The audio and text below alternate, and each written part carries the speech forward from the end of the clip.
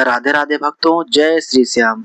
भक्तों, आज हम आपको रवि प्रदोष व्रत कथा सुनाने जा रहे हैं। ध्यान पूर्वक सुने। एक ग्राम में अति दीन ब्राह्मण निवास करता था।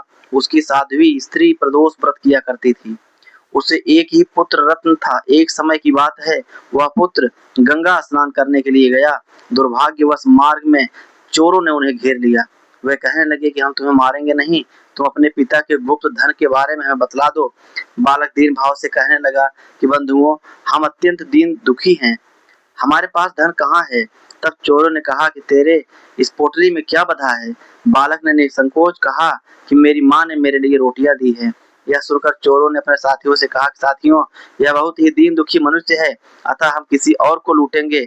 इतना कहकर चोरों ने उस बालक को जाने दिया। बालक वहां से चलते हुए एक नगर में पहुंचा। नगर के पास एक बरगद का पेड़ था। वह बालक उसी बरगद के वृक्ष की छाया में सो गया। उसी समय उस नगर के सिपाही चोरों को खोजते हुए उस बरगद के वृक्ष के पास पहुंचे और बालक को चोर समझकर बंदी बना राजा के पास ले गए। राजा ने उसे कारावास में बंद करने का आदेश दिया। ब्राह्मण का लड़का जब घर नहीं लौटा, तब उसे अपने पुत्र की बड़ी चिंता हुई। अगले दिन प्रदोष व्रत था। ब्राह्मणी ने प्रदोष व्रत किया और भगवान शंकर से मन ही मन अपने पुत्र की कुशलता की प्रार्थना करने लगी। भगवान शंकर ने उस ब्राह्मणी की प्रार्थना स्वीकार कर ली।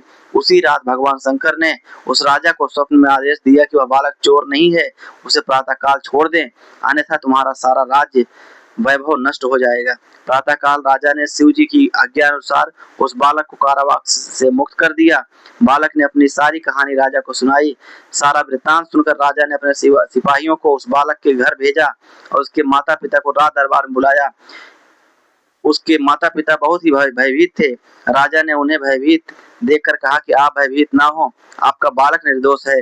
राजा ने ब्राह्मण को 5 गांव दान में दिए, जिससे कि वह सुखपूर्वक अपना जीवन व्यतीत कर सके। इस तरह ब्राह्मण आनंद से रहने लगा। शिव जी की दया दृष्टि से उसकी सारी दरिद्रता दूर हो गई और इस तरह से प्रदोष व्रत का समापन होता है। राधे राधे भक्तों, जय श्री श्याम।